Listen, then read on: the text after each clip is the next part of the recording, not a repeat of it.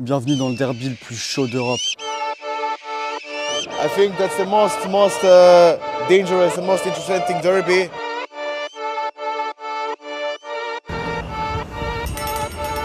In Europe, I'm also. It's the most danger if you go in the ultras there, you go and make some problems. Ça a changé le Samos Football Tour.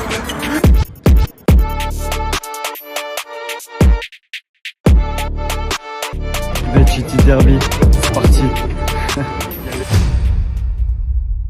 Les gars, sur cette vidéo, je suis accompagné par Nico. C'est grâce à lui si j'ai pu venir à ce derby incroyable. Nico, il a lancé The Fan Culture et il organise en fait des voyages pour tous les passionnés aux quatre coins du globe. Comme je dis souvent, le football est un prétexte au voyage et ce que je voulais, c'était englober une expérience vraiment globale où dedans, comme tu disais, on va retrouver la gastronomie, on va retrouver les visites qui vont bien, on va manger des plats typiques. Donc vraiment, même si le match, il vaut pas une thune, d'accord, t'as un 0-0 que tu rentres chez toi le lundi, tu te dis ah ouais, putain, j'ai bien mangé, j'ai bien bu. En tribune, c'était une ambiance exceptionnelle, tu vois. Et c'est un petit peu ça que je veux faire ressentir aux gens. Vous connaissez l'ADN de la chaîne, c'est tout pour l'authenticité, la culture foot, le vrai foot. Et franchement, avec Nico, on s'est super bien entendu directement parce que c'est exactement la même vision et c'est passionnant. Nico, il t'accompagne, il est hyper dispo, l'organisation, elle est nickel, impeccable. Donc franchement, si vous avez envie de vous faire un petit week-end de foot entre potes, entre passionnés, même solo, il y a des gens qui viennent même solo. De plus en plus. Hein. Le panel de choix, il est énorme. En plus, les prix sont hyper abordables, donc foncez. Je vous mets le lien du site en description. Allez, on se plonge dans le derby éternel.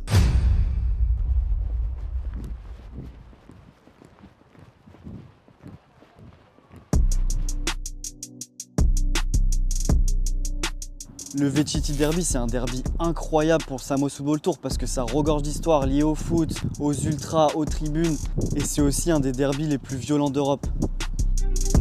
Parce que le hooliganisme est très ancré dans l'histoire du football serbe. Le derby éternel est fréquemment le théâtre de scènes de violence et de débordements. Quand on a préparé le voyage, tu m'as dit pensez à prendre une tenue en noir, jour de match, pour aller au stade. En fait, c'est la particularité de ce derby. Là où c'est dans la plupart des derbys, chacun affiche ses couleurs, notamment l'équipe locale, tu vois, avec fierté. Ouais.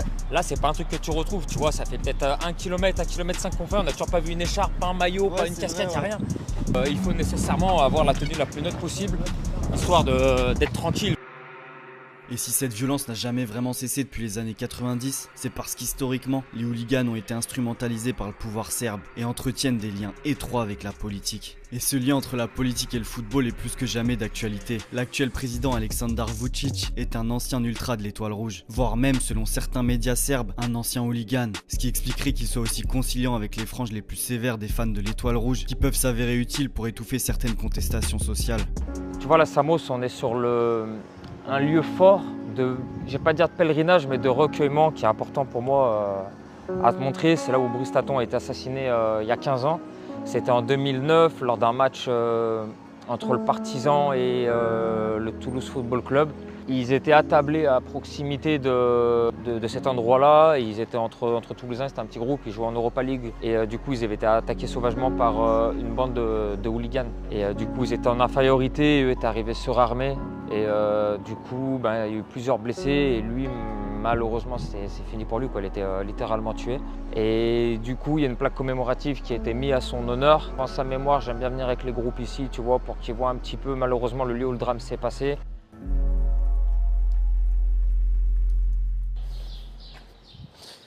Là, on rejoint Nico et le groupe. Aujourd'hui, c'est une matinée vraiment sympa parce qu'on va faire la visite du stade du Partizan, puis celle de l'Étoile Rouge. Donc, il va y avoir plein d'endroits vraiment sympas à découvrir. Let's go, c'est parti. Hello. Si.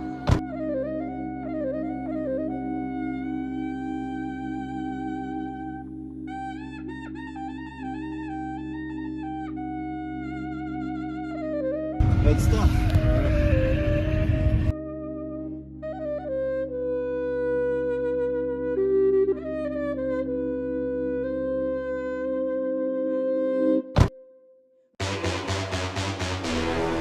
Troisième jour du côté de Belgrade. On est aujourd'hui sur les traces du Partizan. Ça va? Ah ouais, ça va, franchement, très stylé les alentours. Quand tu viens à Belgrade, il faut comprendre, pour comprendre vraiment ce derby, il faut venir vraiment là où ça se passe. Et ici, c'est les murs pouvaient parler.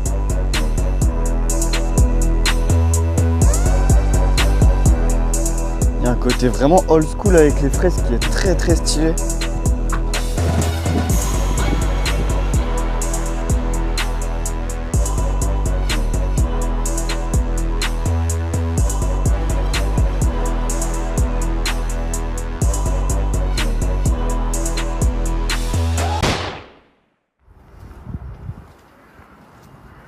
On a négocié la petite visite du stade.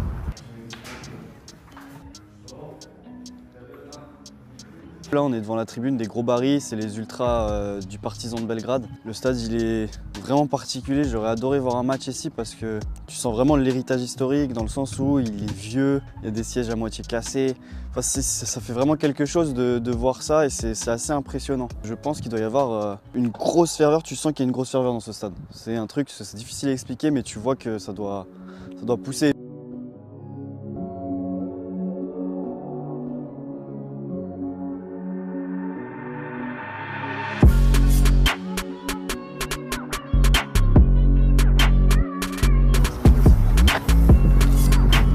Si vous n'avez pas remarqué, ils aiment bien craquer des fumis ici. C'est des vieux escaliers, des décrépits.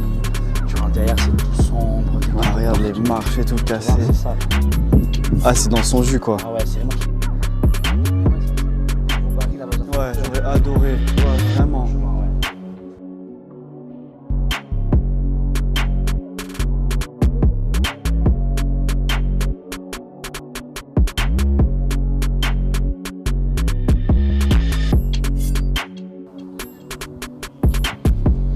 La rivalité entre les deux clubs, elle est vraiment énorme. Et pour bien la comprendre, il faut se plonger dans l'histoire de la Serbie et donc de la Yougoslavie. Resta is after Second World War is a Serbian club. Partizan is Yugoslavian club.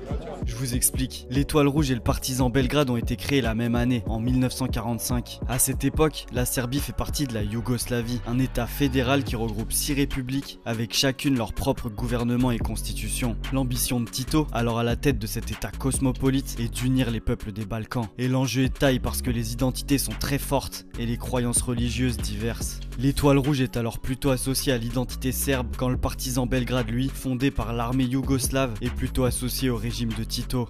L'utopie yougoslave dure près de 35 ans, mais la mort de son leader Tito en 80, mêlée aux difficultés économiques, vont exacerber les désirs nationalistes, parmi lesquels on retrouve la Croatie et la Serbie. Et c'est précisément à ce moment que Slobodan Milosevic, fraîchement élu à la tête de la Serbie, va se servir des fans de l'Étoile Rouge comme d'un bras armé de sa politique nationaliste.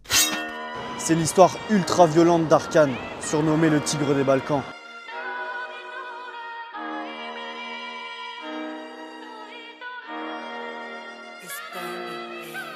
En 89, Milosevic, conscient du danger potentiel que peuvent représenter les hooligans s'ils venaient à se retourner contre sa politique, place Zeljko Raznatovic, plus connu sous le nom de Arkan, à la tête des déliés, les ultras de l'Étoile Rouge. Le club évolue alors toujours dans le très compétitif championnat yougoslave et doit se déplacer le 13 mai 90 dans la capitale croate pour y affronter le Dinamo Zagreb. Le contexte entre les deux pays est électrique et le foot va en être le théâtre. Une véritable guérilla éclate dans les tribunes entre les Croates et les 3000 déliés qui ont fait le déplacement. Les images font le tour du monde et l'épisode du stade Maksimir marque dans l'imaginaire collectif le début de la guerre des Balkans.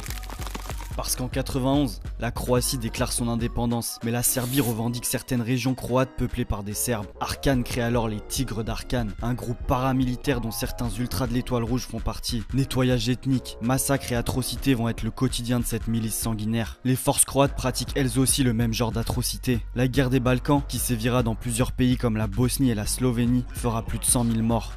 Le conflit en Croatie prend officiellement fin en 95, mais les cicatrices dans les deux camps restent ouvertes. Et d'ailleurs, pour la petite anecdote, le tank que vous apercevez dans cette vidéo a été installé en 2019 et présenté comme une attraction par le club. Et ça a été reçu comme une provocation par les Croates, car c'est un modèle qui a servi pendant la guerre d'indépendance de la Croatie.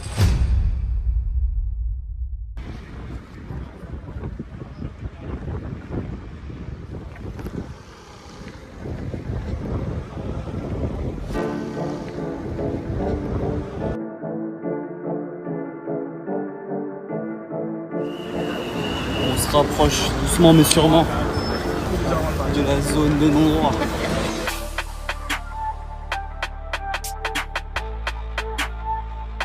quand on a discuté tous les deux sur une potentielle destination et tout, tu m'as dit faut que je t'emmène au derby éternel. Ouais. Pourquoi? C'est un truc de dingue, je te dis ça, j'en ai des frissons. Et tous ceux qui sont allés sur les années précédentes, en fait, ils en sont revenus avec des trucs plein la tête, en fait. Parce que c'est pas aseptisé. Ils vivent encore le football différemment sur la partie occidentale de l'Europe, tu vois. Et il y a un truc en plus. C'est difficilement perceptible. Ça se vit pendant le match, ça se vit en avant-match. Et c'est vrai, un truc vraiment, vraiment fort. Là, on est dans le mythique stade Maracana. Ce soir, il y a le derby qui va être bouillant entre l'Étoile Rouge et le Partizan. Mais avant ça, j'ai rendez-vous avec le conservateur du musée, Pedja, qui nous attend juste derrière et qui est une encyclopédie vivante sur l'histoire de l'Étoile Rouge. Donc ça va être hyper intéressant. Nice to meet you. Welcome to our museum, please. Thank you. Thank you. It's going to be a great pleasure for me to present you the rich history of Red Star. Eternal Derby, it's from the beginning because Partizan, it's army club, we are working class club. Why this derby is so special? It's very special because Red Star is the biggest club in this region, in the whole Balkans, and it's our biggest rivalry against Partizan. Oh, this derby is the best derby in the world. Atmosphere here is the best in Europe, definitely. You're gonna see it now. Because the people is Very passionate Serbian people, yes. very energy. We are Red Star fans. We are champions of the world. The Maracana. Why we set I up? will tell you right now, up to 1963, when we opened the gates, 100,000 standing places. First spectators entered to the stands, delighted with the brand new look. They yelled from the whole heart, "Oh, it's look like Maracana from Brazil." They just said that, and the Maracana stay still even today. Maracana is very amazing. It's an old stadium, but it has a spirit. What do you feel when you are in the stadium during this game? It's amazing. Every time I get goosebumps. It's amazing. Every time it's like you go there first time. You will see the atmosphere. And there is this corridor, you know, really famous. Because fans is up to you, and when they're loud and jumping, you're just down, and you can feel anything, and that scares other people, you know. It's a long way. 20,000 fans jumping the same rhythm, so everything shaking this time. It's hard to concentrate. They get scary because it's a little bit dark. It's a tiny space passing through only for 2 players, so it's very scary. It's like a gladiator. Yeah, it's like a gladiator arena. That's the hell of Belgrade. You will see.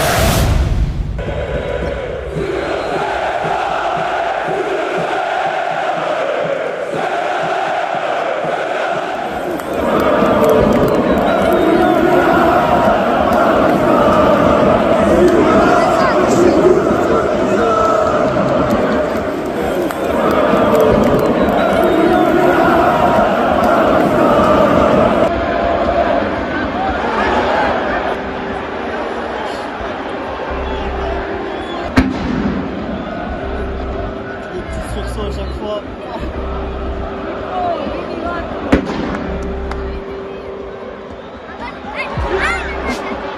Si l'Étoile Rouge marque, ils finissent premier du championnat, c'est quasi sûr.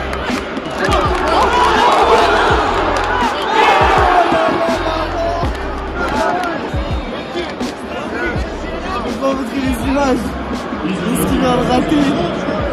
Interdiction. Interdiction. 2-1 Partizan. En fait, à chaque fois qu'il y a un but, ça craque des fumides partout. La Serbie, c'est quelque chose, les enfants.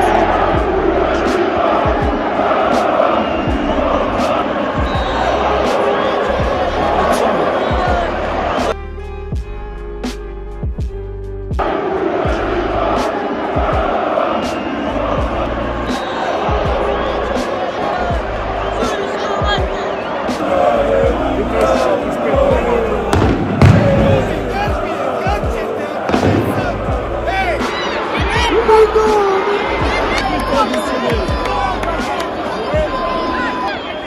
sorcellerie à ce niveau-là.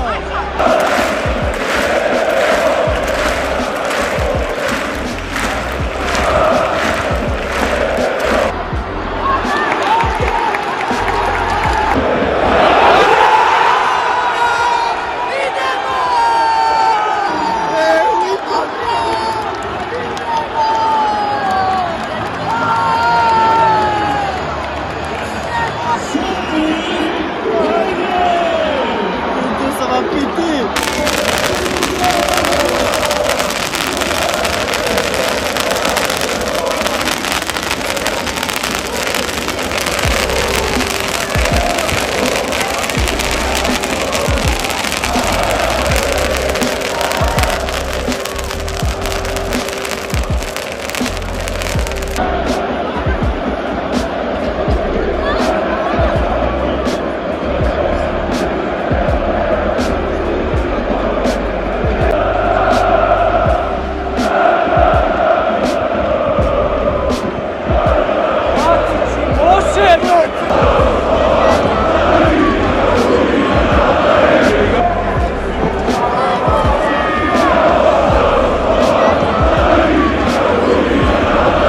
Il y a eu 8 minutes de temps additionnel. Wow.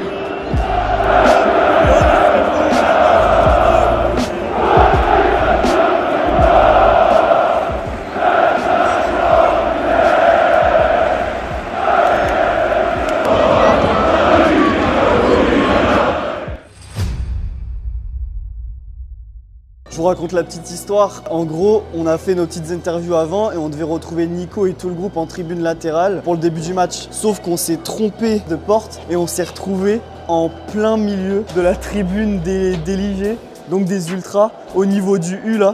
Après, vous connaissez la règle hein, en tribune ultra. Pas le droit de filmer, mais on a quand même réussi à prendre quelques plans dans le respect.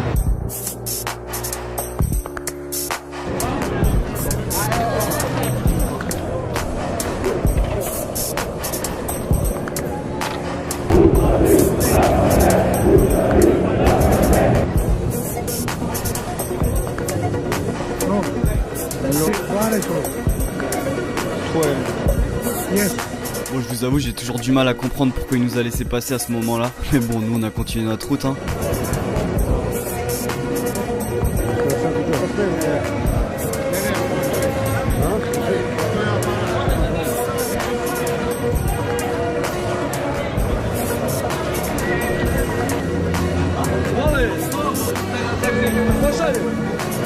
Là, j'essaie de passer mon ticket, mais rien à faire.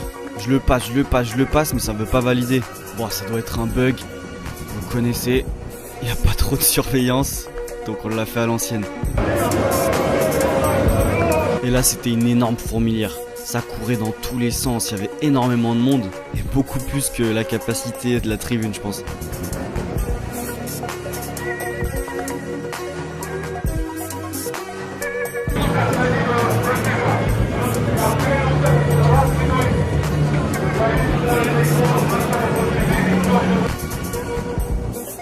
Et il y avait un monde pas possible. C'était un enfer pour descendre, mais on a quand même réussi à se frayer un petit chemin pour arriver au milieu de la tribune.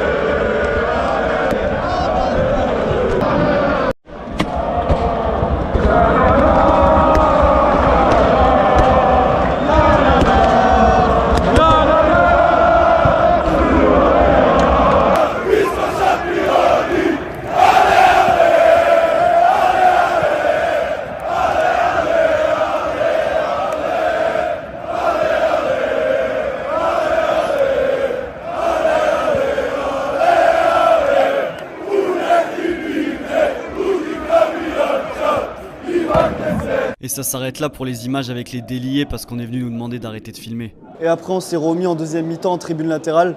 Mais du coup les gars là, Samos TV, on a vécu le derby éternel en plein cœur des ultras, dans le Maracana. Expérience de fou et c'était incroyable. Bon, franchement, l'ambiance incroyable. J'espère qu'on le ressent dans la vidéo, mais j'ai pas été déçu vraiment. C'était une dinguerie. Et mention spéciale aux fans du Partizan qui sont venus à plus de 10 000 et qui ont littéralement pas arrêté du match. C'était vraiment impressionnant. Et pour info, la tribune latérale où on a passé la deuxième période était vraiment familiale et bon enfant. Parce que c'est aussi un derby qui attire de plus en plus de touristes. Yeah, today, oh my God, it's a huge number of persons from France, from Germany, Italy, everywhere they come here, from Brazil also. Mais très honnêtement, ça se ressent pas des masses autour du stade ni dans le stade parce que comme je vous l'ai dit, l'ambiance a été vraiment très lourde. On est le lendemain du derby et regardez, ça c'est le parquage du Partizan. Il y a la moitié des sièges qui ont été arrachés. On voit qu'il y a eu des petits feux improvisés dans la tribune.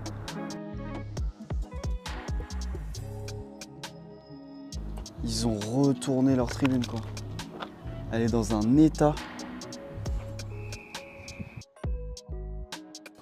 Et regarde, je crois que là, ils ont acheté un t-shirt des déligés et ils l'ont brûlé. En tout cas, ils ont essayé. Tu vois, il y a un début de feu et tout. Et tu vois bien que c'est les couleurs de l'étoile rouge, etc. Ah, c'est quelque chose, hein. C'est vraiment quelque chose.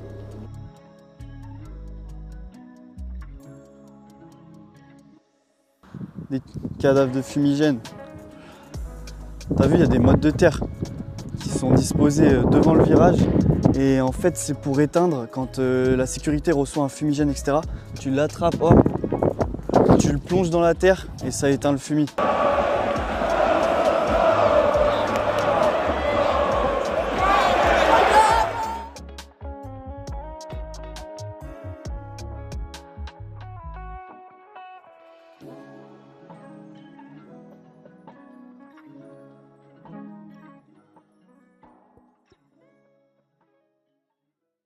Bon, j'ai pas regardé le match de manière hyper assidue, mais franchement le niveau il était pas dégueu. Aujourd'hui le championnat serbe se classe 11e au classement UEFA. Le problème c'est que le football serbe repose uniquement sur ces deux clubs phares. Et il y a une stat assez incroyable qui révèle le manque de compétitivité sportive dans le championnat, c'est que le Red Star et le Partizan ont laissé échapper seulement un titre depuis plus de 30 ans. Et on va dire que c'était un peu étonnant.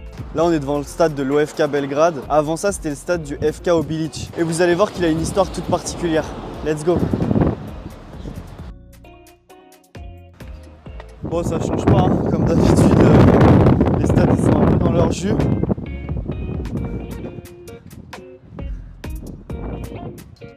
Ils sont deuxième de D2 serbe, donc ils devraient monter l'OFK Belgrade. Donc ça, c'est potentiellement un stade de D1 serbe l'année prochaine. C'est assez ouf à imaginer quand tu vois l'état dans lequel il est.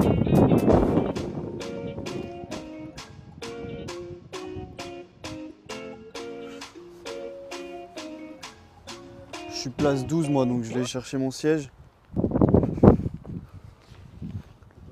Juste là. Oh. Impeccable. En 96, Arkan revient dans le milieu du football. Il prend alors la présidence de l'Obilić Belgrade, alors en deuxième division serbe. Et devinez quoi, il remontera en première division dès sa première année, puis remportera le championnat serbe la saison suivante. Une ascension éclair qui laisse planer le doute quant à la légitimité de ce titre. Enfin bref, pour revenir au présent, la compétitivité du championnat serbe ne lui permet pas de rivaliser dans les compétitions européennes. Today, easily we can say we are rising up. What I mean, in Yugoslavian period, we have strong league, of course. We can easily compare with other leagues in the world.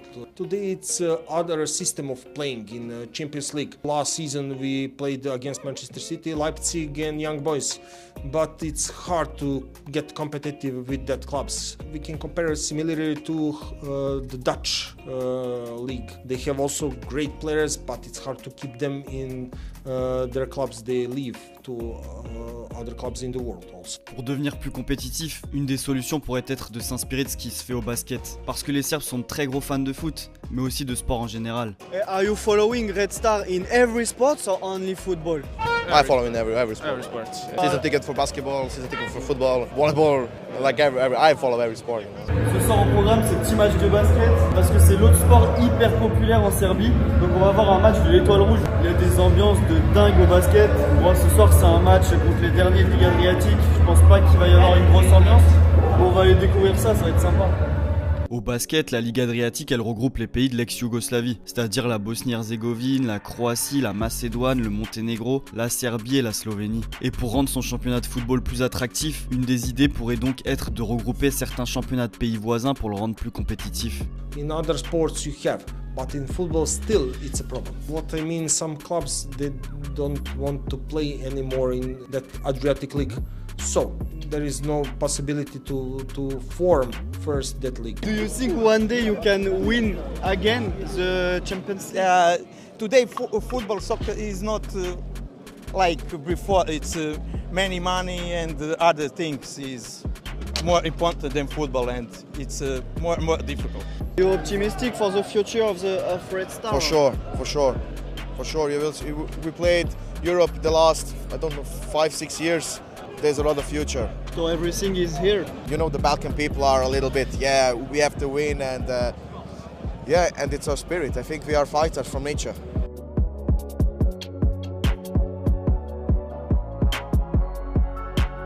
Is it possible for you and your children? He's a fan of Partizan Belgrade? No. Qu'est-ce que vous avez pensé de l'ambiance C'est vrai que pendant 90 minutes, ça a poussé, ça a poussé.